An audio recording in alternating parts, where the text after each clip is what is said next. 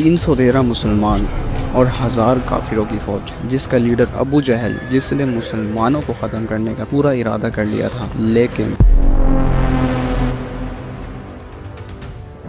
ابو سفیان شام سے قافلہ جس میں تقریباً 50,000 سونے کے سکے اور کافی ٹائپ کا سامان موجود تھا وہ لے کر مکہ جا رہا تھا، لیکن درمیان میں ایک بہت بڑا مسئلہ تھا۔ مکہ پہنچنے کے لیے اس کو مدینے کے پاس سے گزرنا لازمی تھا، اور مدینے میں مسلمان اس قافلے کو لوٹنے کے لیے تیار بیٹھے ہیں۔ ایک منٹ، مسلمان قافلہ لوٹ رہے تھے؟ مسلمان کیسے قافلہ لوٹ سکتے ہیں، اور وہ بھی رمضان کے مہینے میں؟ اصل میں بدر کی جنگ سے 1 سال پہلے جب مسلمان مکہ سے ہجرت کر کے مدینہ گئے تھے تو وہ اپنے ساتھ کچھ بھی لے کر نہیں گئے تھے سوائے ان کپڑوں کے جو انہوں نے پہنے ہوئے تھے، اور مکہ والوں نے مسلمانوں کی ساری چیزیں، زمینیں، گھر سب بیچ دیا تھا، اور یہ وہ قافلہ تھا جس میں بہت سارا سامان وہ تھا جو مکہ کے مسلمانوں سے لوٹا گیا تھا۔ تو مسلمان لوٹ نہیں رہے تھے بلکہ اپنے سے لوٹے ہوئے سامان کا بدلہ لے رہے تھے۔ ابو سفیان اس قافلے کا ہیڈ اس ٹینشن میں تھا کہ اگر وہ اس راستے سے گیا تو مسلمان تو اس کو چھوڑیں گے نہیں، تو اس نے اپنا راستہ بدلا اور مکہ کے کافروں کو قاصد کے ہاتھوں ایک خط بھجوایا کہ مکہ والے فل اسپیڈ اس قافلے کی مدد کے لیے پہنچے۔ تو وہ قاصد خط لے کے جیسے ہی مکہ پہنچا، اس نے کعبے کے پاس جا کر اپنے اونٹ کے کان اور ناک کاٹ دیے اور اپنے کپڑے پھاڑ کر زور زور سے مدد کے لیے چیخنے لگا۔ یہ اس زمانے میں ان کا ایک ایمرجنسی سگنل تھا۔ مسلمانوں کی فوج آلریڈی قافلے کو روکنے کے لیے نکل چکی تھی۔ ابو جہل نے اس قاصد سے پوچھا، مسلمانوں کے فوج میں کتنے لوگ، اونٹ اور گھوڑے موجود ہیں؟ قاصد نے کہا، آلموسٹ کوئی 313 لوگ، 2 گھوڑے، اور یہی کوئی 70 اونٹ ہوں گے۔ ابو جہل نے کہا، ہم 1000 لوگ، 100 گھوڑے اور اونٹ لے کر جائیں گے اور ان مسلمانوں کو اپنے راستے سے ہمیشہ کے لیے ہٹا دیں گے۔ نبی صلی اللہ علیہ وسلم 313 فوجیوں کے ساتھ مدینہ سے روانہ ہوئے۔ ایک نوجوان صحابی جن کو رسول اللہ نے جنگ میں ساتھ چلنے سے منع کر دیا تھا کیونکہ وہ کافی چھوٹے تھے اور صرف 16 سال کے تھے، تو وہ رونے لگے اور ضد کرنے لگے، تو آپ صلی اللہ علیہ وسلم نے انہیں بھی شامل کر لیا۔ سفر کے دوران نبی صلی اللہ علیہ وسلم نے ہر منزل پر سوچی سمجھی اسٹریٹجی بنائی۔ 2 صحابہ قافلے کی تلاش میں بھیجے گئے، جبکہ ابو جہل نے اپنا ایک جاسوس بھیجا جو مکہ کے کافروں کو مسلمانوں کی پلاننگ بتانے گیا تھا۔ ابو سفیان کا قافلہ مین روڈ کو چھوڑ کر کسی اور راستے سے نکلا اور مسلمانوں کی فوج سے بچ کر بھاگ گیا۔ تو اب لڑائی کرنے کی کوئی ضرورت نہیں تھی کیونکہ قافلہ تو بچ گیا تھا، لیکن ابو جہل نے کہا کہ اب اگر قافلہ بچ بھی گیا ہم ان مسلمانوں کو نہیں چھوڑیں گے، کیونکہ ان کے ایک ایک بندے کو مارنے کے لیے ہمارے پاس 3 لوگ موجود ہیں، ہم انہیں ہمیشہ کے لیے ختم کر دیں گے۔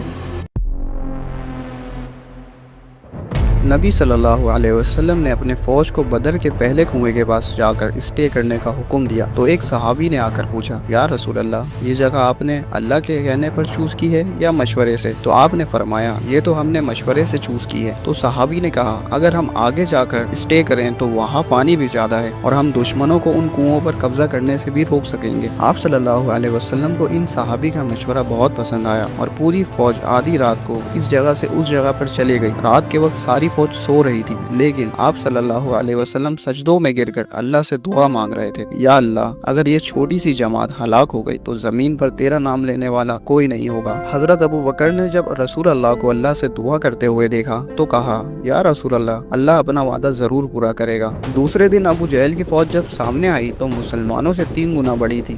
عتبہ، ایک بہت مالدار مکہ کا بزنس مین، اپنے بھائی اور بیٹے کے ساتھ سامنے آیا اور مسلمانوں کو چیلنج کیا، کیا کوئی ہے جو ہم سے آ کر مقابلہ کر سکے؟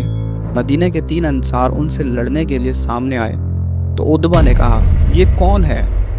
ہم اپنے بھائیوں کے سر کاٹیں گے جنہوں نے اپنے باپ داداؤں کے ریلیجن سے بغاوت کی ہے۔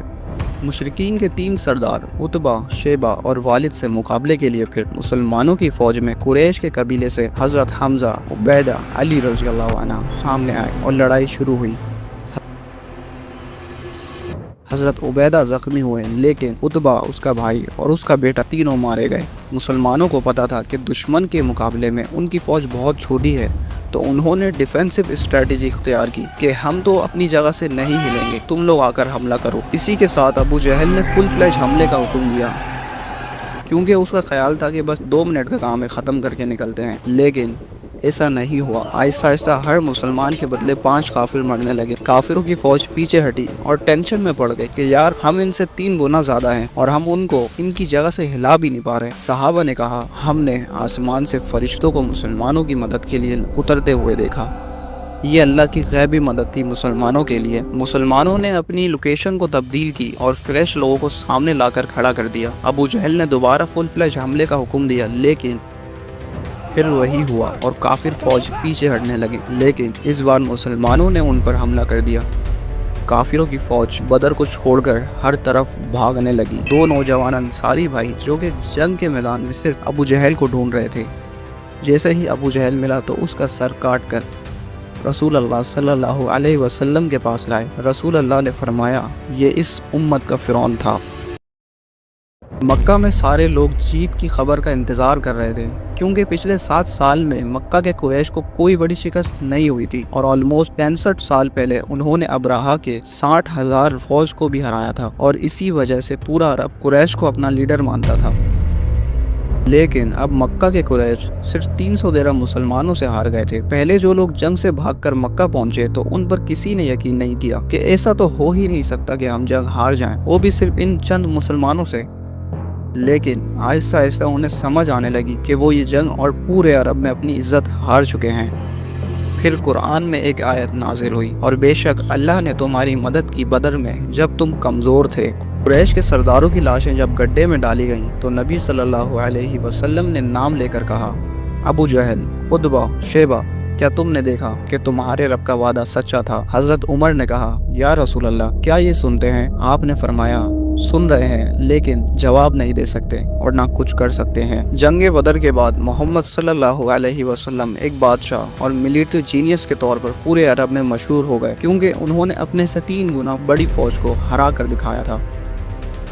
जीत की खबर लेकर जब मुसलमान मदीना पहुंचे तो हर तरफ खुशी और सेलिब्रेशन चल रही थी। लेकिन ये सेलिब्रेशन ज़्यादा देर तक चल भी नहीं सकी, क्योंकि इस बार अबू सुफियान ने पूरे अरब से 3000 की फ़ौज जमा करके मुसलमानों से बदला लेने की तैयारी शुरू कर दी थी। और मक्का वालों की फ़ौज में एक नया नौजवान जिसका नाम है खालिद।